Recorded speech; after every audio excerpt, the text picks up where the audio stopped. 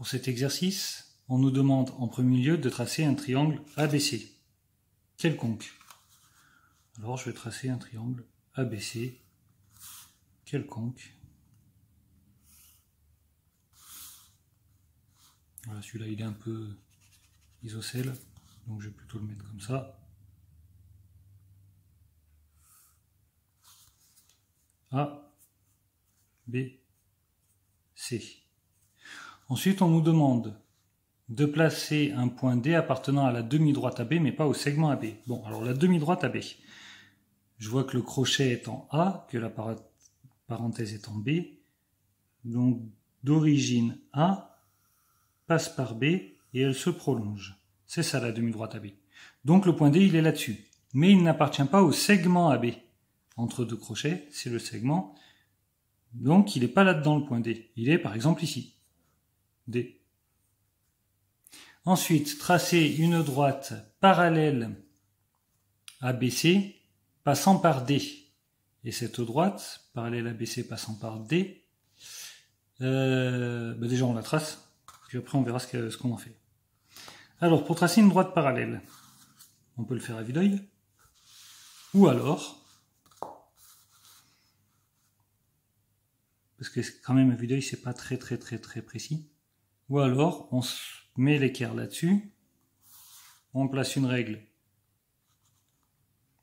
celle-là n'est pas assez épaisse, on place une règle le long de l'équerre, et on fait glisser. Ça c'est une possibilité de tracer une droite parallèle. Une autre possibilité existe avec un compas. Mais peut-être que je vous la montrerai un autre jour. Voilà, là j'ai une droite parallèle à BC qui passe par D. Et on dit qu'elle coupe la droite AC. Donc du coup je vais juste prolonger AC. C'est pas la peine que je trace la droite. Vu que je veux juste le point d'intersection. Elle coupe la droite AC en E. Voilà. Et on nous demande de démontrer que les triangles ABC et ADE sont semblables. Alors pour démontrer que les triangles sont semblables, on va démontrer que ces deux angles-là sont égaux et que ces deux angles-là sont aussi égaux. Alors on va utiliser pour ça une propriété de cinquième qui nous dit que si deux droites sont parallèles, alors les angles correspondants ont la même mesure. Ici, les droites BC et DE sont parallèles, donc les angles rouges étant correspondants, ils ont la même mesure. Pareil, les angles verts sont correspondants, les droites BC et DE sont parallèles, donc ils ont la même mesure. Il ne reste plus qu'à rédiger la démonstration. On commence par dire que les droites BC et DE sont parallèles. Alors évidemment, ici on voit le segment BC, mais je rappelle que un segment c'est qu'un morceau de droite. D'accord? Donc je pourrais très bien tracer la droite BC comme ça. Les droites BC et DE sont parallèles. Les angles ACB et AED, donc les angles rouges, sont correspondants. Et les angles ABC et ADE, donc les angles verts, sont aussi correspondants. Ensuite, on va réciter la propriété. Si deux droites sont parallèles, alors les angles correspondants ont la même mesure. Les droites sont parallèles, ces angles sont correspondants, donc ils ont la même mesure. Les droites sont parallèles et ces angles sont correspondants, donc ils ont la même mesure, d'après la propriété. Alors la propriété, récitée comme ça, elle est mal formulée. Elle est mal formulée. Il faudrait que je sois beaucoup plus précis en disant quelles sont les droites qui sont parallèles, par rapport à quelle séquente, où sont les angles correspondants. Le problème, c'est que si je commence à trop détailler, ça va plus embrouiller les choses que les clarifier. Donc je vais un peu court, même si je fais un peu des abus de langage, des abus de notation et je manque de précision dans ma propriété. Et donc j'en conclus, ce que je viens de vous dire, que les angles ACB et AED ont la même mesure et que les angles ABC et ADE ont la même mesure. Cela signifie que ces triangles ABC et ADE ont des angles 2 à 2 de la même mesure. Donc ils sont semblables.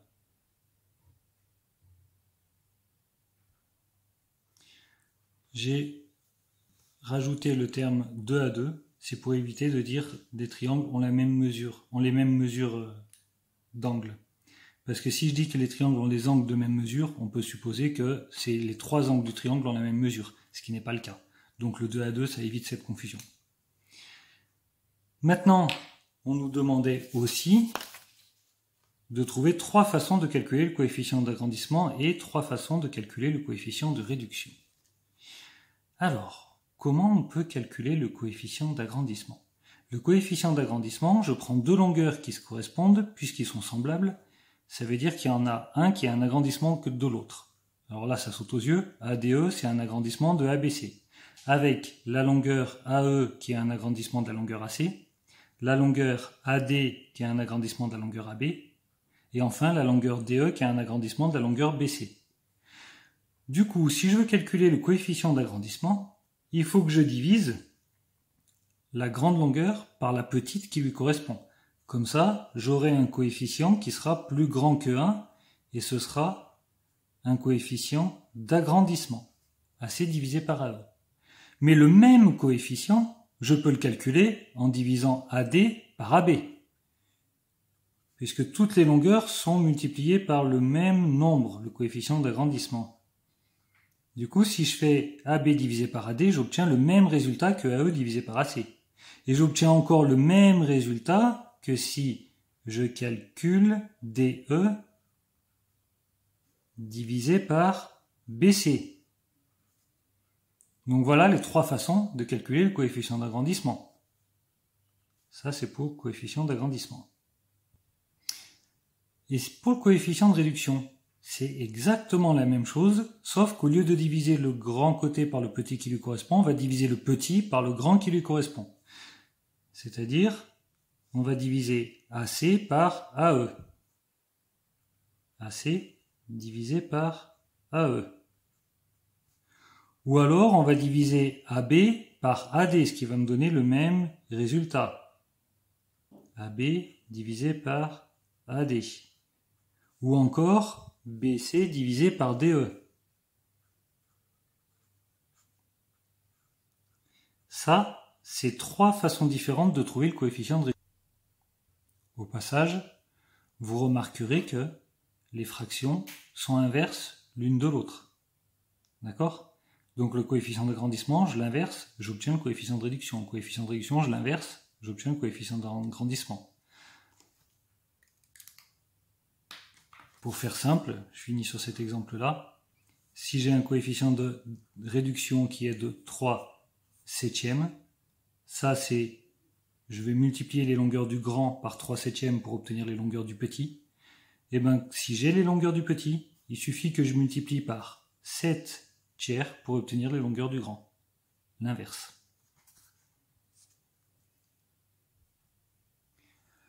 Nous venons de démontrer le théorème de Thalès dans cette configuration-là.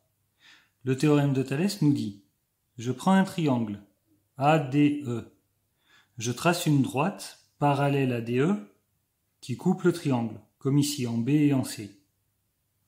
Alors, si j'ai cette configuration-là, alors j'ai ces égalités-là. Une autre version, c'est de dire, si j'ai cette configuration, alors j'ai ces égalités-là. Dans les deux cas, ça marche, c'est la même chose. Si vous avez compris ça, alors vous avez compris le théorème de Thalès. Dans un autre exercice, je vous montrerai comment faire dans la deuxième configuration de Thalès. C'est pas tout à fait la même chose que ça, mais c'est encore une notion d'agrandissement et de réduction et de triangle semblables.